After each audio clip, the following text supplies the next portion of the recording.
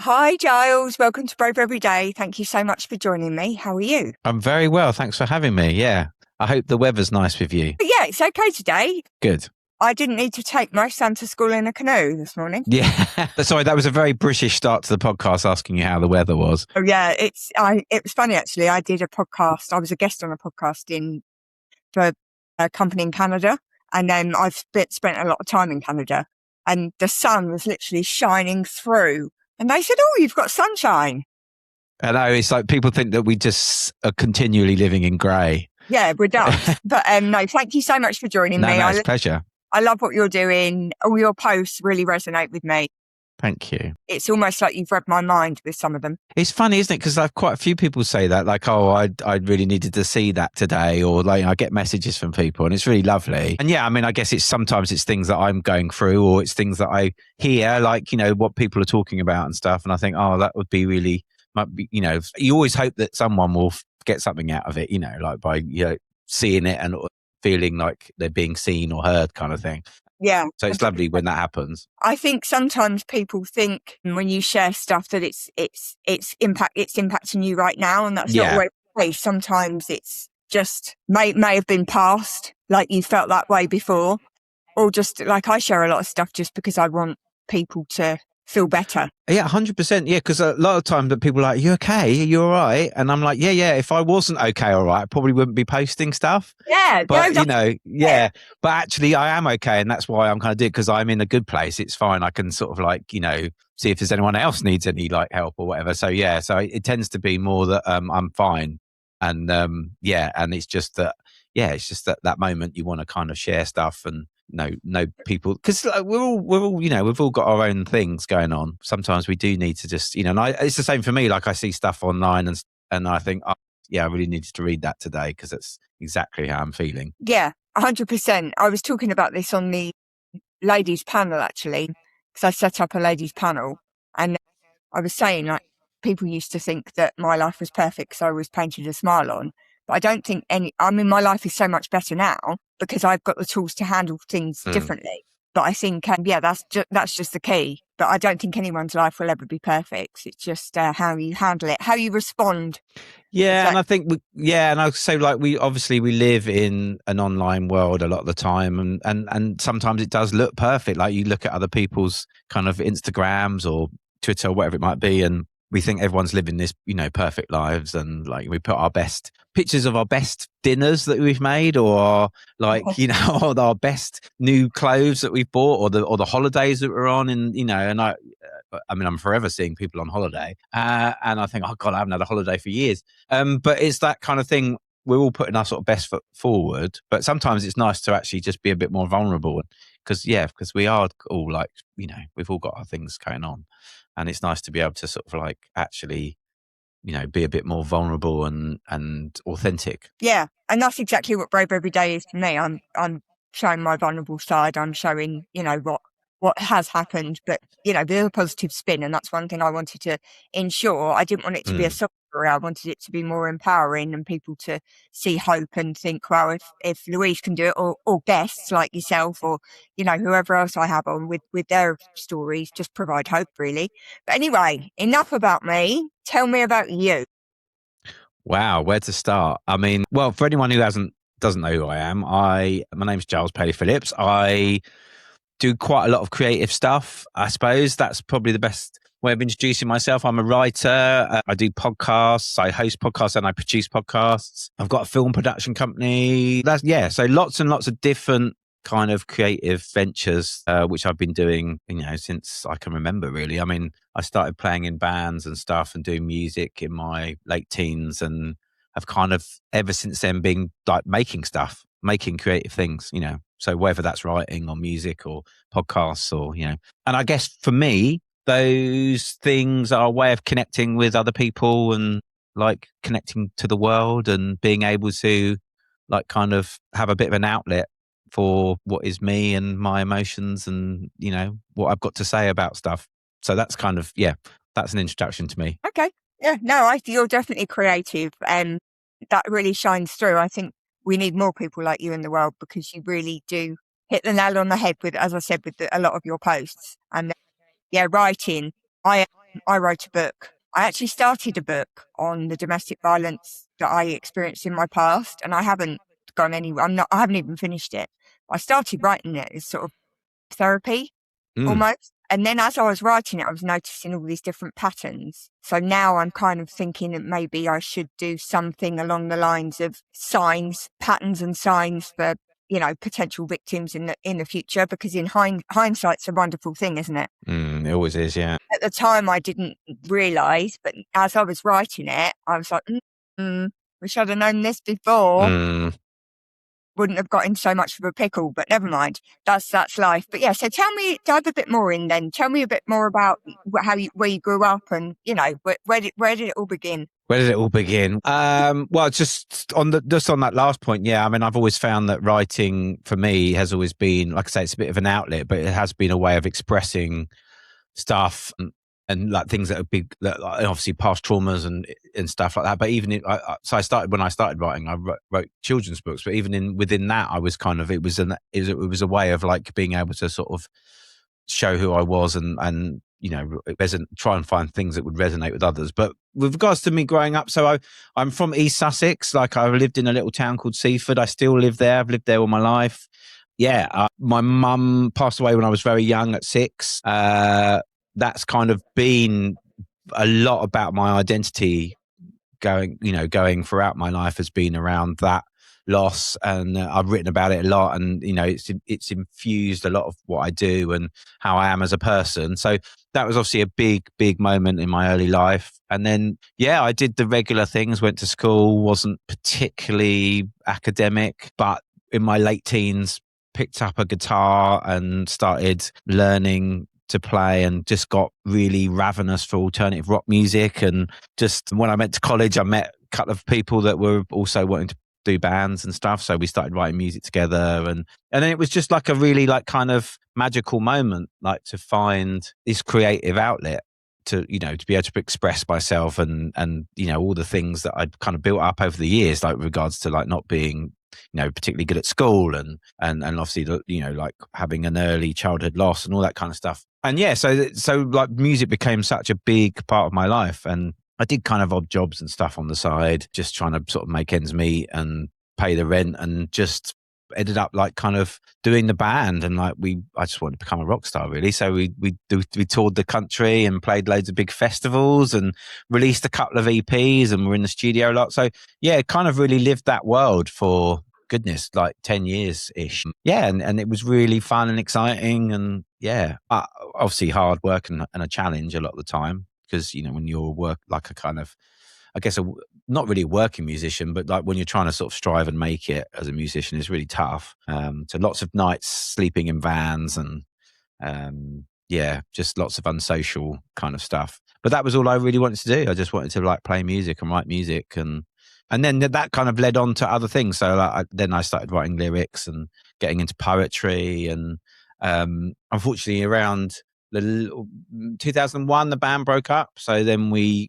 got to so far, but I think we were all a bit burnt out from it. And then I'd met my wife by then, and we were thinking about having children, and I started getting interested in writing. It's sort of a segue from writing lyrics and stuff into kind of writing poetry, and then wanting to write books and stories, and that sort of then led on to me when my son was born, like wanting to write a children's book for him. I always thought, like, I think a lot of people said to me, oh, you could write some songs and stuff, but I was like, no, I really want to write a story. Like I wanted that kind of, at some point when he was ready to be able to like have books read to him, that we could have that shared experience of reading a book that I'd written, sort of thing. Yeah, so, that's really special. Yeah. And it is a really special time, that. And I think what I hadn't really grasped at the time, but obviously know now from, like, obviously I've written quite a few children's books, is that how special that moment is. Like, because obviously for a small child, like, it's the one time like you get that one-on-one thing, and it's often in the evening before bedtime. But it's, with regards to like the creativity of the book, like, and writing, it is an opportunity to talk about bigger themes and subjects. Like, it is an opportunity to like allow a child to question and ask things, and I think some of the best children's books kind of allow that to happen, that you can really talk about their fears and their anxieties or their joys, everything that like encompasses that. And that was why I really loved writing it as well, because it gave that opportunity to like have those conversations. And it was always lovely when, you know, doing book events and stuff, people would come up to me and say, oh, you know, like we read your book every night, and it's like this thing that, you know, it gives us that opportunity to have those kind of conversations about certain things. So that did it really kind of start to infiltrate into what I was writing. So I wrote a book called Little Bell and the Moon, which was all about kind of loss and like the life cycle and stuff. So again, going back to like what had happened to me in my past, like using that as a way of kind of being able to talk to an audience and allow other people to have those, you know, things that like actually would have been great for me when I was young to have had something like that, like a tool to use and have those conversations. Because when I lost my mum, like it was like, we're not going to talk about this. You know, it was all like that classic kind of British stiff upper lip. That's just, let's put it all down in the box and not discuss it, you know, even like talking about it. So, and obviously what happens is then when you turn 30, it all comes out and you're like, you know, there's all this stuff that you've not really processed. And I lost my dad in my early 20s as well. So like sort of growing up with no parents really, it's especially like, you know, all those kind of really important years where you're really sort of starting to develop who you are and all that kind of stuff was kind of lost a little bit. So yeah, anyway, that's kind of like brings me up to where I am now really, which is doing writing and podcasts and all that stuff. So yeah, lots of things happen. I had a very eventful childhood, and then it sort of led to me doing what I do. Yeah, I think what you said about the books. So we just got one child. Mm-hmm. And it's more than enough because he's just the best. I know everyone will say that about their children, but he's such a kind soul. And then I think I have a little bit of an issue with the school curriculum. I think it's very outdated. It certainly is. My son, different things. So I was in property for a while, working with developers and investors and looking at flip projects and all that kind of stuff, tax returns, all those kind of things I kind of share with him. But he had a bit of a tough time at school for a while, actually. And then one book that comes to mind that really helped me help him open up was called Ruby's Worry. Oh, yeah, I heard of it. Yeah. Because he's a worrier like me. Unfortunately, that was one thing I didn't want to pass down to him. I'm a lot better now than I used to be, but it all comes from, it's my mum. We blame my mum. It's my mum's fault. She would, honestly, I'm a breeze in comparison to how much my mum worries. But reading the book with him and him then and discussing it, like you said, with your books, it really helped me. It was a massive, massive help with that particular situation, because just trying to tell him to not sweat the small stuff, you know? Yeah. Because I think for children as well, that it's their whole world. School is their whole world. And it's so much bigger and the days seem so much longer. And I mean, I've been at school for 6 years, but I didn't tell anybody. And that actually led on to me having quite a tough young adulthood, because I didn't feel good enough. I didn't have any self-esteem or confidence or whatever. So my biggest fear was my son being picked on. And I did, and then all of a sudden it was happening. But it's funny because you fight the fire in your belly to protect your child. I don't have a violent bone in my body, but you hurt my son, and you're probably gonna yeah. Me, you know. But no, the books. I think books can be therapy for the writer, but also for the person reading them, because it's just, I find books sort of take me to a different place, whereas watching a movie doesn't. Yeah, absolutely. I think that the joy of books and reading and words, as opposed to like, you know, like watching a film, for example, whereas you create your own movie, don't you? You're creating your own thoughts and patterns, and like you have your, and it's always wonderful talking to people who have read the same book, and you can have a conversation about stuff, and you sort of perceive things differently because it's your version of it, you know. Yeah. I think that's the wonderful thing about literature compared to like other forms of storytelling, is that you get to do your own movie and create your own world, even though it is kind of written out for you. You are still able to like kind of do that, whereas, you know, with a film or something, you're sort of stuck with what you're being shown. And I do love that about literature. And and like you say, I think it's a joy in both respects. Like, it's a joy to be able to write stuff. It gives you that, like, you know, from a writer's point of view, it gives you that outlet. And you know from writing your book that it allows you to process things on the page. I think that's, sometimes I actually, like I'm just going to show you here. I've got like a notebook by me. Like I always carry a notebook around because the actual physical act of writing, I mean, I do write on computers, but actually physically writing down stuff is like it's almost like you're purging like thoughts out of your head, is quite therapeutic. And then obviously, like you say, like reading it, and particularly when you're reading something with a small child who's like still kind of learning about the world. It as well. Like the enthusiasm Yeah. of children is amazing. Yeah. And just the fact that they actually still want to read. It's funny actually, because my son is in his first play. Oh, cool. And he's so excited about it.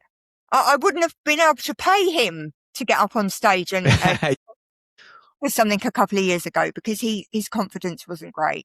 But now he's honestly in his own. I hear him reading his lines from his little book. Oh, it's so nice. Yeah, and I think like it's lovely when your children find their thing. I'm not saying that he's going to become an actor, but like if it's just something that he's really enthusiastic about, like yeah, very similar with our youngest as well. He struggled at school, and we actually did homeschool him for a few years because he's got very severe dyslexia, and school weren't able to provide what he needed, and he was really struggling with it. And he's like me; he's like a mini me. He's just discovered rock music, and he's got a guitar. He's bought several guitars now, and he's 17, but he's just really into his music, and like it's a way of expressing himself, and he's found his thing, and it's so lovely when you see that.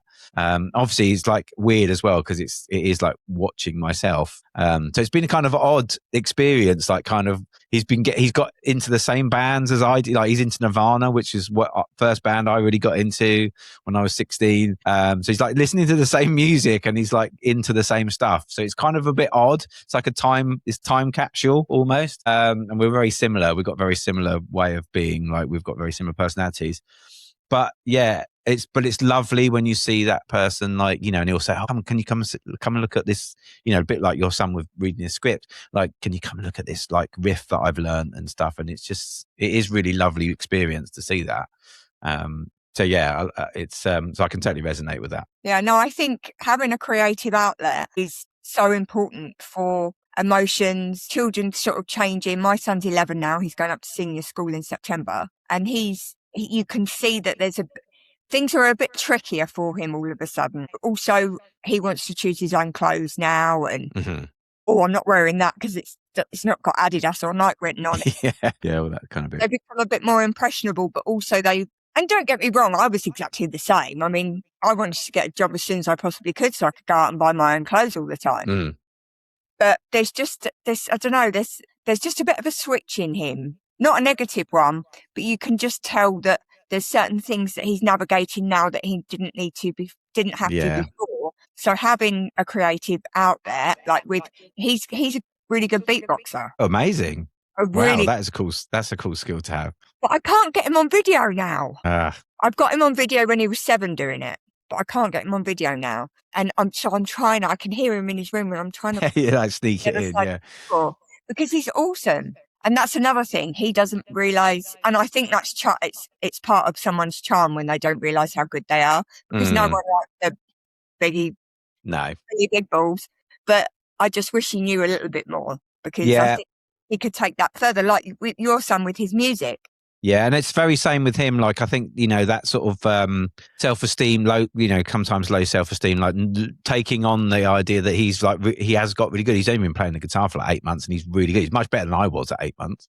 And I sort of keep saying to him, like, and obviously sometimes, like, probably like your son, they just don't see it sometimes. So it's like having those conversations could be quite difficult, because it's like, you are really good, like, please understand that. But sometimes it's hard to hear it from a parent, isn't it? Because they feel like, well, you're gonna say that because because your mum or your dad, And I have to sort of I was funny enough, I had this conversation last night, and I was sort of saying to my son, I was like, look, I've been playing music. I still play, because I still play in bands now. I've been playing music for like 30 odd years. Like, please just understand that I do have some opinion on it, and I have some experience. And when I say you're good, it's because I'm not saying it to be nice. It's because you're good. But it's hard. It's hard though. It's hard. I mean, it's hard to take on board sometimes those things. Yeah. I was never good at taking compliments. No, me neither. But And I still don't. I'm still terrible at taking compliments. Yeah, it's something I'm sort of learning because I'm always complimenting other people. So I need to, if they compliment me in return, I need to kind of handle that a little bit better. But I'm a bit like, oh, stop it. Yeah, I'm the same. Yeah, I'm terrible at taking compliments. I And become I become very. I feel like I've actually physically shrink. Like I become small suddenly. Like I become a small child when someone compliments me, and I'm like, oh, thank you very much. And like become actually physically smaller. It's weird. Hide under the desk time. Yeah, absolutely. I get it. I understand it. Yeah, no. So I was a dancer as a child, and that was kind of my escape. And I think when I was being bullied, I think just because I did dancing like 6 days a week, I did gymnastics on a Saturday, but I did dancing 5 nights a week, all different types. And I was in shows, I choreographed my own dance routines and stuff, one to Rick Astley, which really... Oh, wow. Okay, yeah. Yeah. Thinking back now, maybe I should have chosen a different song, but never mind. He was all the rage then, though. Was it Never Gonna Give You Up then? Yeah. Yeah.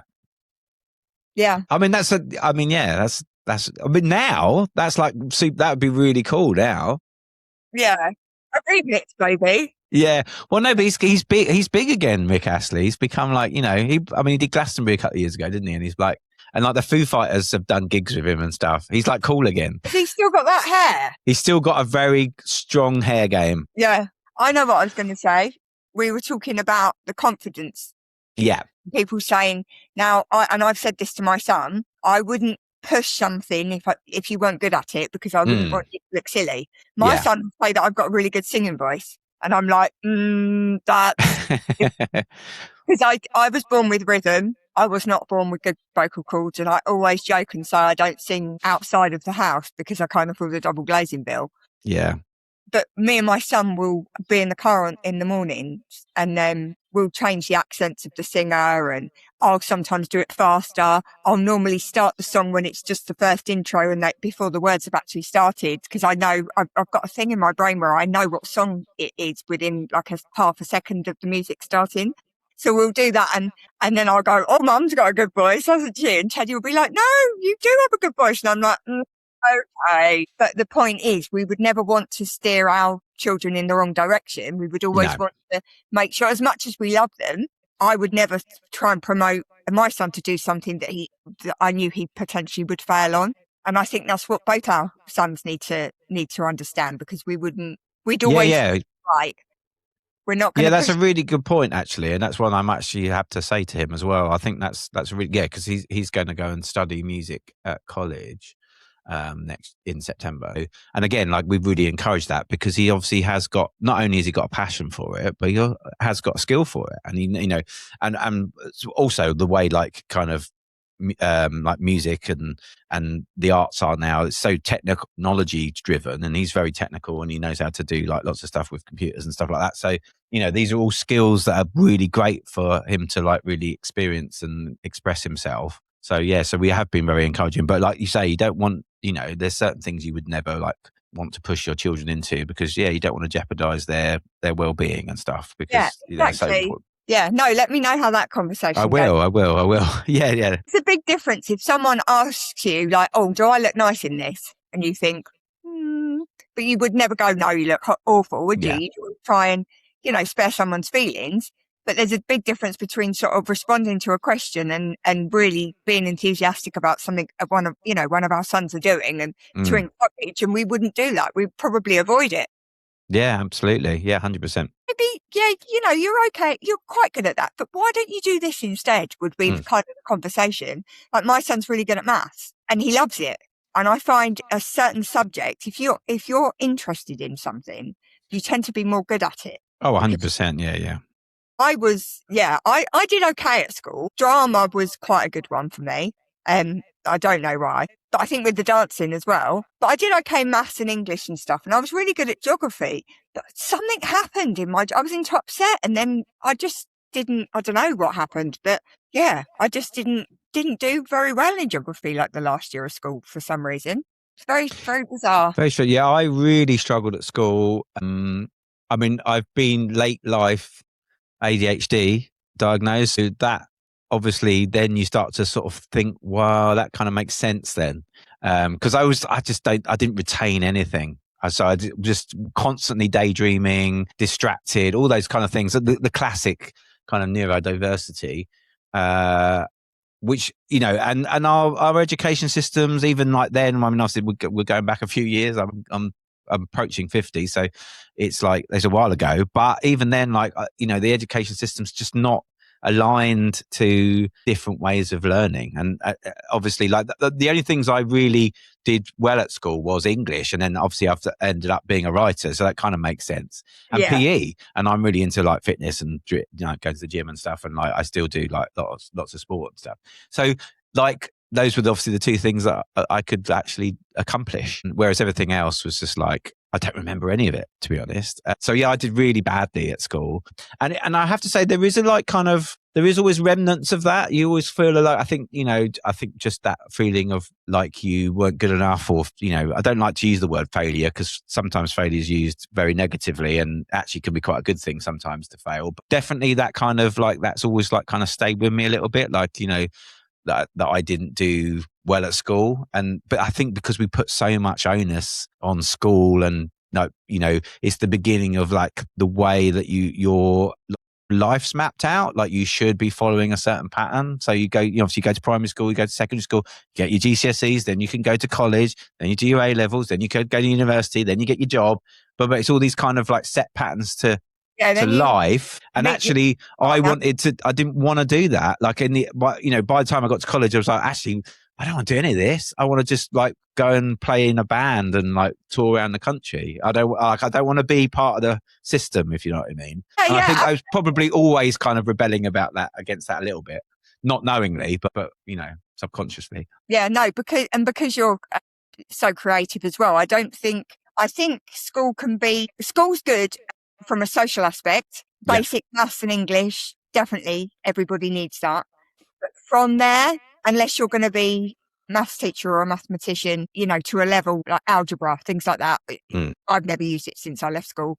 And there's certain subjects like science. I remember writing on the top of one of my science GCSEs, because there was 3. I don't understand any of these questions. Like it was like someone had sucked my memory. And it wasn't that I didn't know it. It was just it was the pressure of being sat in that seat. So the GCSEs, and I think they could do a lot better with regards to how that's sort of set up, because I think a lot of people don't do as well in their GCSEs because of the pressure environment that they're in. But yeah, 100%. And the fact that we are just testing now, it's not really like, my wife's a teacher, so I know quite a lot about this. She's a secondary school teacher. And the fact that it is just, we're just like kind of, so if you've got good memory and you're good at like doing tests, then you're going to excel. But, for like a lot of kids don't have those skill sets, and they need to learn in a different way. Unfortunately, we just, we are kind of just becoming a test factory for young people. And that's, and I really feel like we need to change direction. Like there's countries like in Scandinavia, Finland and stuff have a totally different education model where they start slightly later. So you got children that even start school till like 7. And so that by that point they are sort of starting to become more curious and all that kind of stuff. There's a lot more play involved. They don't set homework. There's all these things that to alleviate those pressures. There's more creative studies, do more about poetry and art and all that kind of stuff. Whereas we've kind of lost that a little bit to it has to all be STEM, like it's got to be science, maths, English, and that's it. Like that's all we're producing. Whereas, like going back to the creative industries, like the UK has got a huge creative industry because like it's actually a massive export to the rest of the world. And like we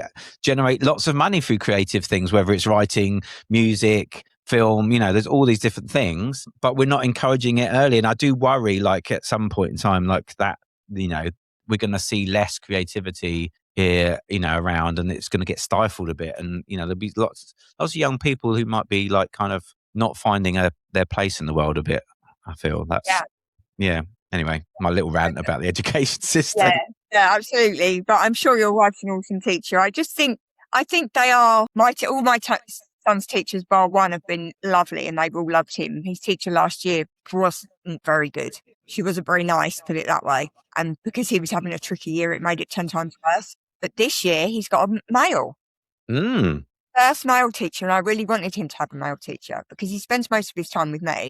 He's nearly 5'2". He's got size 8 feet and he's only 11. But his personality doesn't match his stature. Yeah. Dad, and he's sloppy like me.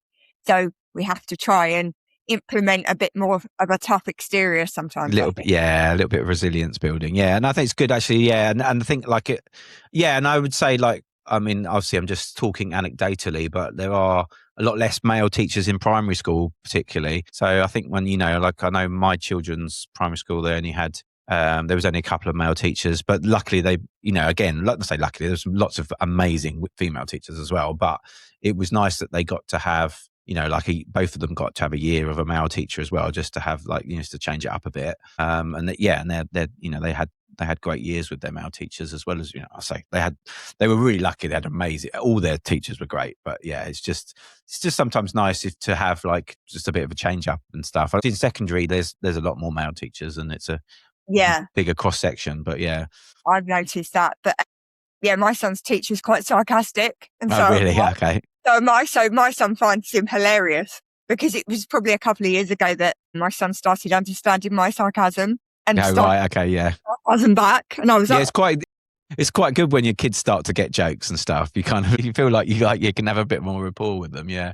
Well, that's it. I thought I'd miss his younger years because when he was like super little and wanted to be picked up all the time, but now he's my little buddy. Oh, I say little, he's nearly as tall as me now. Yeah, so I can say yeah. Not so little anymore, but yeah, it's nice to have the different stages and sit watching them grow and stuff. So, yeah, they're amazing. They're amazing little things, aren't they? The kids. They are. Your heart running round outside your body. Yeah. Yeah. Some days easier than others. Yeah. So tell me more about what's coming up for you.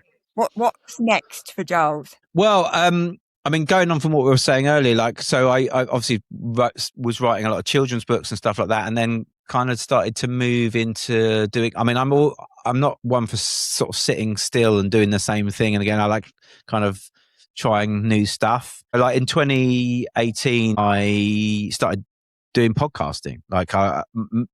Basically, my friend Jim, who's a stand-up comedian, and we're both Crystal Palace fans, so apologise to anybody who doesn't like Crystal Palace listening. But anyway, so we knew each other for years, and I was basically going through writer's block, and I was really struggling to write anything. And he's a stand-up comedian, but he had total fear of getting on stage. And we were both like, well, both of us are having like these creative issues. And I said, well, why don't we it'd be quite good to talk to some people that look like they got their shit together. Like it would be quite good to, maybe we could get some guests on and we could maybe we could do like a podcast or something.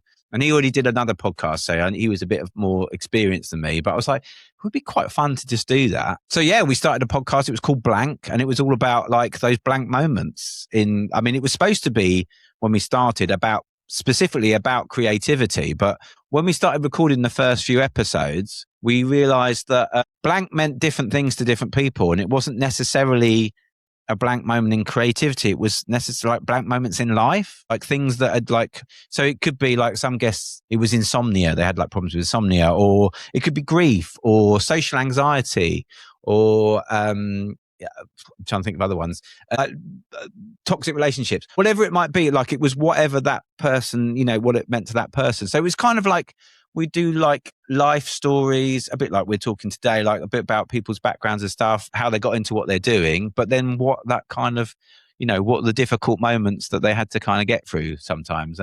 It was amazing. And like getting into podcasting has been such a big thing for me. Like it totally took me out of my comfort zone, like doing this kind of thing. Actually, I've always been talking to people, but like actually being recorded and stuff was like a new thing. And got to meet quite a lot of our heroes, like people like Lou Ferrou and Dawn French and Stephen Fry, people that, I'm just like massive fans of. Actually sitting in a room with some of these people was quite weird and like strange, but lovely and amazing. And it was, it was such a great thing. And then, it sort of opened up the door for me doing like work. So I work on other people's shows, sometimes producing, or I still do, host another show with my friend Sophie, who we do one called Unquestionable, which is all about like talking to thought leaders about like human nature and stuff. Yeah, and it's just been such a brilliant thing. Well, you know, from doing your podcast, like, I don't know, I really found that I have grown as an individual because I have to get to have these amazing conversations with people. And it's just such a lovely thing. And also you have complete control over it. Like, you can do what you like with it. It's entirely yours. And it's hard work. And you know that, like, it's hard work, like organizing guests and, you know, doing all the show notes and recording and all that kind of stuff. But when you're in the room chatting like this, it's so lovely. And I always come out at the end of it, like feeling quite like renewed and like excited and all that stuff. And I've learned so much from all the different people I've spoken to over the years. I mean, I've done like about 300 or 400 episodes of like stuff that I've been on, but then like recording other people's stuff as well, which is also fun. Like, just actually not being the person on camera or talking, actually just listening into stuff. And like, you know, and I work on all sorts of weird and wonderful shows, from like shipping companies to like psychologists, and I do one with a jeweler at the moment. So it's like all this interesting stuff. So it's a great medium for creativity, and so that's been great doing that. And then so more podcasting basically for me going forward. I just love doing it so much. Yeah, no, you're really good at it, and yeah, that's why I wanted to have you on, but just because of how you are as a person, obviously all your awesome posts that I could resonate with. I was like, oh, I'm going to ask him to come on. Oh, thank you. Well, I appreciate you doing that.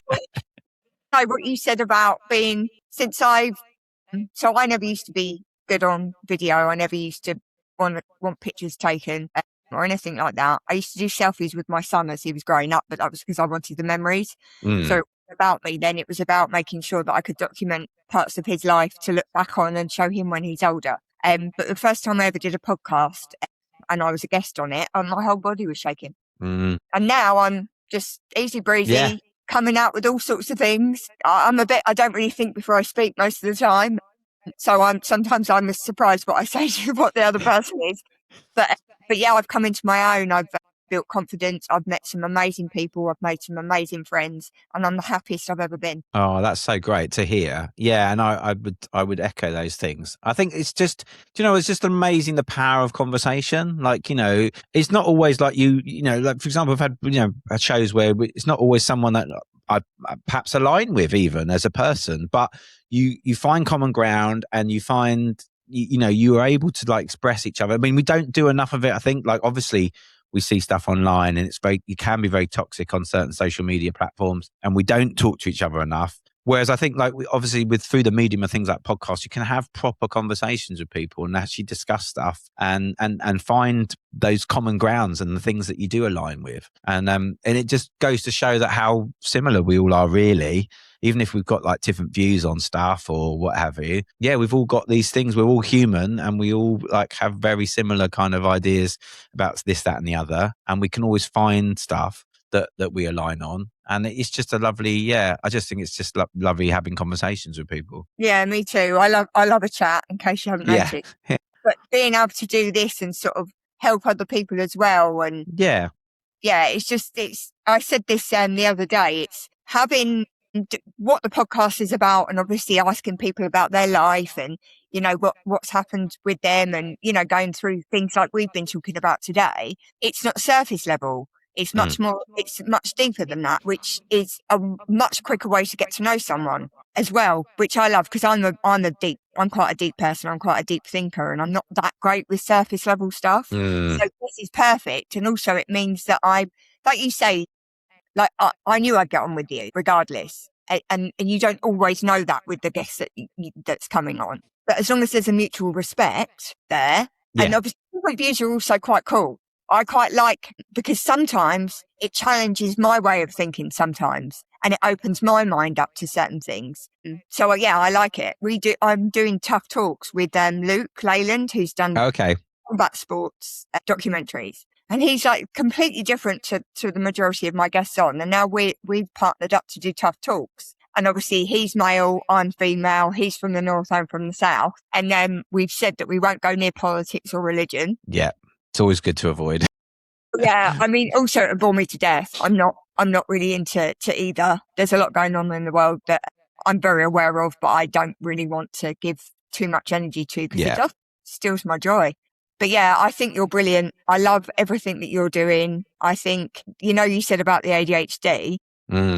My mum will disagree, because she heard me saying this on a podcast before, and she said, "You don't have ADHD, Louise. You wouldn't have a really good career in cybersecurity if you did." And I'm like, "No, mum, I definitely got aspects. I definitely 100% have." But I actually think it's a bit of a superpower for us. Oh, 100%. Yeah. If you can embrace it, and 100%, I do agree. I think there's a lot to be said, and it's the same. Like I was talking earlier about my son, he's got very severe dyslexia. It's trying to explain to him that is also, although it challenges you in certain aspects of your life, it also allows you to think differently. And I think it's the same with ADHD and autism, for that matter.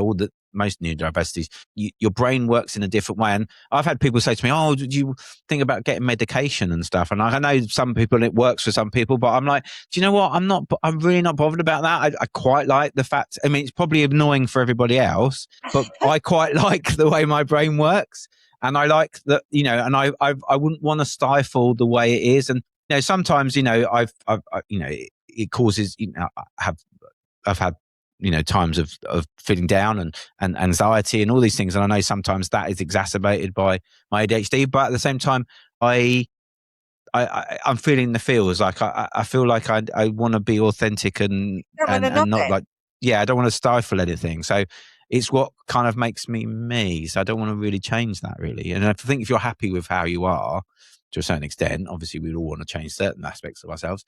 But if you're happy with how you are in the most part, then I think, why would you want to change that in any way? Yeah, I think it's your superpower.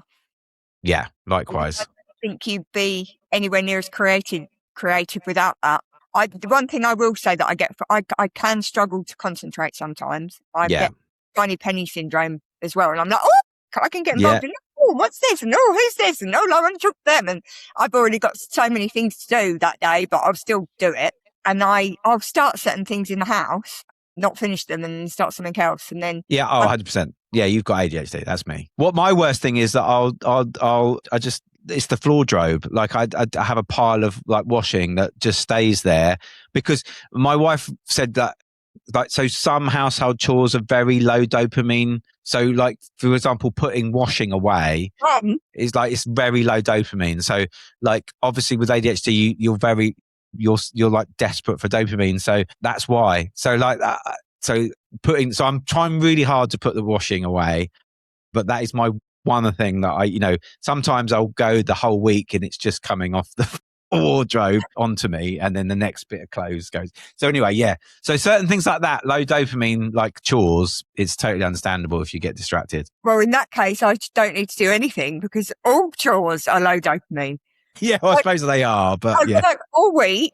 Obviously, I've got my podcast stuff, then entertain the child, go out, see family, all of that kind of stuff on the weekends, and clean the house. Yeah. I resent it slightly, if I'm honest. But no one else is going to do it, so I need to do it. But I've got a good excuse now. Sorry, it's not high enough. I'm sorry. Today, it's not happening. I tell you what is high dopamine for me, and that's cleaning the bathroom and the kitchen and doing the washing up and stuff, because I stick my favourite tunes on. Yeah, stick your tune. Well, that's it. The music's the dopamine hit, you see. Yeah. So music, conversations, this is like high dopamine. Coffee's good dopamine source if you like coffee. Going out, walking, like exercise, obviously those things, they're all the rich dopamine stuff. Phones, worst source of dopamine. Yeah, absolutely. Unless you're giving yourself, I don't really follow anyone that is negative anymore. Obviously, some of the stories we talk about on my podcast are sad, but it's all with a positive spin, and it is to provide hope, as I've said before. But I mean, Facebook, I don't really touch that much anymore, because people just like to moan. Yeah, and I'm not really a moaner. I just want to get on with it. Just want to life's too short. Yeah, spread joy, and then which you are too. So I've got a couple of questions, if that's all right. Yeah, of course. If your life had a theme tune, what would it be? Wow, life had a theme tune. You think about that for a sec. I'll ask you something else. Yeah, let me think.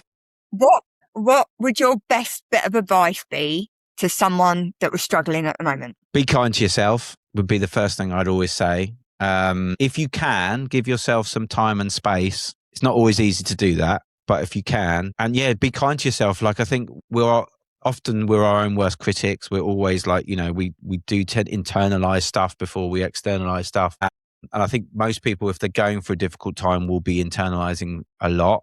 So I think just, it's that old age thing. Like, would you talk to yourself? Would you talk to anyone else the way you talk to yourself? And I think if you are struggling, think about like yourself as being like a family member or a friend, and what you would say to them in that moment, and just, try and just give yourself some compassion and care. And if you can find some time and space to figure out what's going on, whether that's like, if you're dealing with something or if it's just processing something, then I think that's really, really vital. Yeah, I agree. I like that one. And my last question before we go back to your theme song is, what does being brave mean to you? Wow, being brave. I suppose, like, for most people, I guess being brave is like stepping outside their comfort zone. But I think being brave is also being authentic, like being true to yourself. Like I say, like most of the time we aren't always like doing that. We're always like kind of putting on a front or trying to put our best foot forward, not be kind to ourselves. So I think being brave is just being authentic, like being who you are. Sometimes that might not be for everybody, but that's fine. The people that are right for you will appreciate you. Yeah. So being authentic is what I think bravery is. Unapologetically you. Unapologetically you, indeed. And my theme tune, I'm going to go with the A-Team. Oh, I like it. It's quite upbeat. And I think that's that. Yeah, I can feel myself walking through a door. It's also slightly comedic. So yeah, I like that. That's the best answer I've had so far. Okay. I actually had the question reversed to me yesterday. Oh, okay. So I don't know if it would be a theme song, but one song that's really important to me and really resonates with me where I am in my life right now is One Moment in Time, Whitney Houston, because of the sentence, where I'm more than I thought I could be. Yeah. And that's where I am now, because I'm doing things that I never thought I would. And I'm quite proud of myself, which I didn't think I would ever be able to say out loud either. You should be. You're being brave. I am being brave. Own that braveness. Yeah, and but the fact that I get to speak to incredible people like you, like make new friends, and it means so much to me. It really does mean so much to me, because not only am I hopefully making a small positive change to the world, but my world's getting so much bigger. Yeah, no, totally. And I totally resonate with that. I really do. Like, certainly with regards to podcasting and the amount of different people I've met and had conversations with, and it's your internal world as well as your external one. Yeah, absolutely. Well, Giles, thank you so much. It's been an absolute... No, thank you. No, it's been a pleasure. I've really enjoyed it. Thank you. And me too. And we'll stay in touch. Absolutely, 100%. Yeah, thank you so much for your time. I really appreciate it. Thank you. Take care. Bye.